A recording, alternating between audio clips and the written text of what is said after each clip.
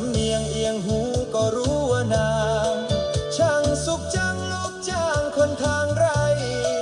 แอบปองรักน้องสาวบนเขาใหญ่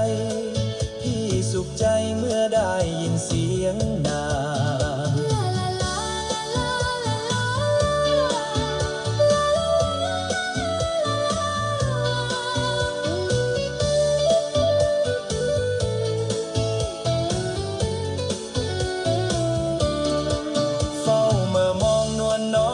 เขาฉันจิกผูกพันทุกวันไม่เว้นว่างเธอเป็นใครอยู่ไหนนะเอวบางอย่าปิดบังอำพรางเลยเนื้อเย็น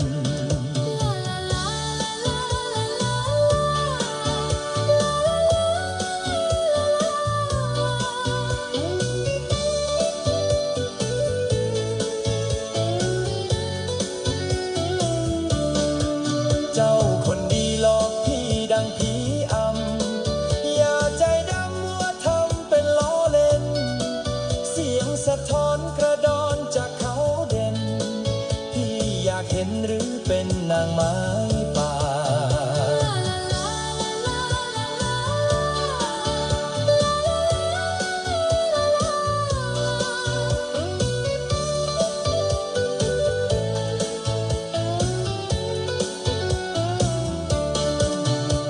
โฉมยงที่หลงแต่เสียงเธอพี่พร่ำเพ้อถึงเธอเจียนบ้าเหตุไฉนถึงไม่เวทนาพี่คอยหา